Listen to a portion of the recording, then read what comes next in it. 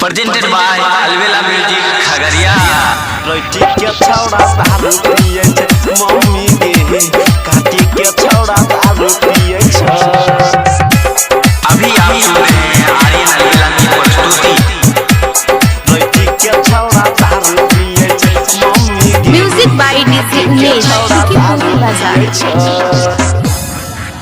के मम्मी नहीं करबो कल बारा में शादी सुने छिए वहाँ छौड़ा छे शराबी कल बारा छौड़ा दारू पिए छे मैयो गे कल बारा छौड़ा दारू पिए छे।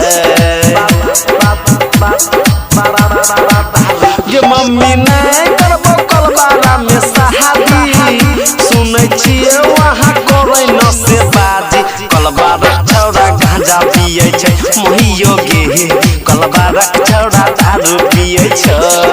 गे कल बारा छौड़ा दारू पिए छे मम्मी गे कबीर छौड़ा दारू पिए छे। गे मम्मी नहीं करबो सन बरसा में शादी सुनै छिए छौड़ा सब छे शराबी रोटी के छौड़ा दारू पिए छे मम्मी गे काटी के छौड़ा दारू पिए छे। के छौड़ा दारू पिए छे मम्मी गे काटी के छौड़ा दारू पिए छे। इलाका किसी का भी हो धमाका आर्यन अलवेला का ही हुआ।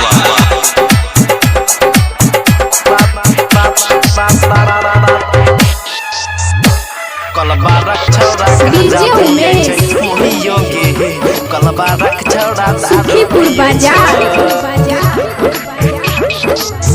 मकई काट बोन सूट सिलैबै बोन कर के खैबै गे हाँ गे मैयो भैया के हम नून खेलैबै भौजियो जोड़ा रही जैबै गे बाऊ के पीठा पर घास भूसा करबौ घोड़ो के खाइल बनैबौ गे।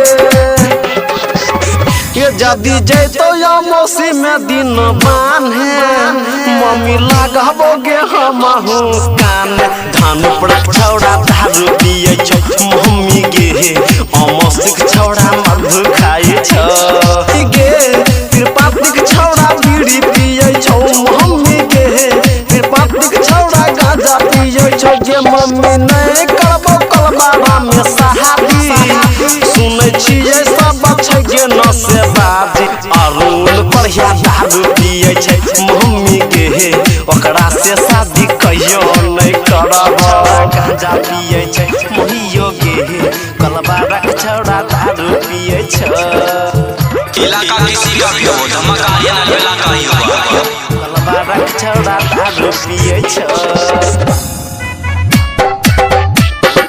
डीजे उमेश छौड़ा गांजा पिए छे मैयो गे सुखीपुर बाजार। दारू पिए छे।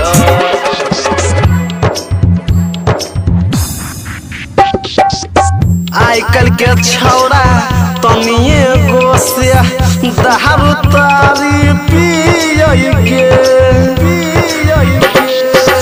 छौड़ी मौगी के देख के करिया देह मचहार चलै छै गे मोबाइल बजाबै दिन भर काम काज नहीं करै गे गायक नीतीश के करलक शादी भेलै ओकर जिंदगी बर्बादी लाहिक छौड़ा सिगरेट पिए छे मम्मी गे ओराहिक छौड़ा गांजा पिए छे मम्मी गे बसाहिक छौड़ा सिगरेट पिए छे मम्मी गे धाक छौड़ा गांजा पिए छे। गे मम्मी नहीं करबो कल बाबा में शादी सुनै छिए वहाँ करे न से बाजी गुलशन में छौड़ा सुइया दै छौ मम्मी गे गुलशन में छौड़ा हमरा पटबै छौ सब करिए छी रे। presented by Alvela Music Khagaria।